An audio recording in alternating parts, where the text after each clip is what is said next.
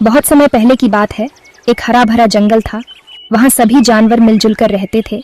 उसी जंगल में एक बहुत दयालु हाथी भी था, जो हमेशा दूसरों की मदद करने के लिए तैयार रहता था। एक दिन अचानक बहुत जोर की बारिश होने लगी, जिससे जंगल के सभी जानवर परेशान हो गए।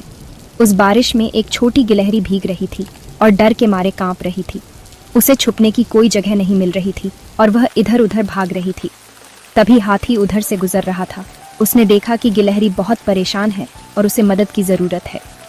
तो उसने एक पेड़ से एक बड़ी पत्ती तोड़ी और गिलहरी के पास जाकर उसे वह पत्ती दे दी, ताकि वह बारिश से बच सके। गिलहरी ने पत्ती का छाता बनाकर बारिश से खुद को बचा लिया और हाथी का धन्यवाद किया। कुछ दिन बाद वही हाथी एक बड़े कीचड़ के गड्ढे में फंस गया। उसे समझ नहीं आ रहा था कि कैसे बाहर निकले। वह मदद के लिए चिल्ला रहा था।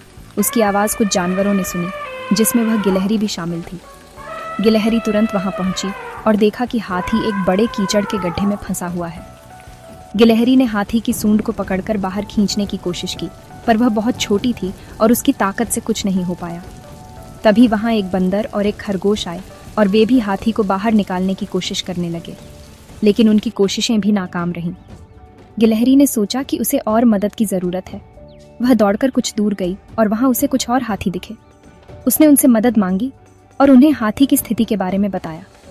एक हाथी ने गिलहरी को अपनी पीठ पर बिठाया और तेजी से वहां पहुंचा जहां हाथी फंसा हुआ था।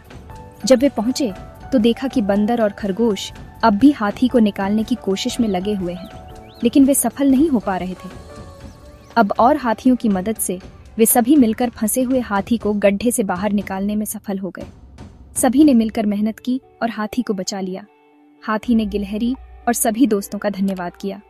वह बहुत खुश था और उसने सभी को अपनी दयालुता के लिए सराहा। सभी ने मिलकर खुशी से जश्न मनाया और यह जान लिया कि छोटे छोटे काम भी बड़ी मदद कर सकते हैं।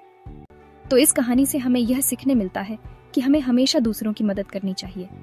अगर आपको यह कहानी पसंद आई हो तो लाइक और सब्सक्राइब करना न भूलें। धन्यवाद।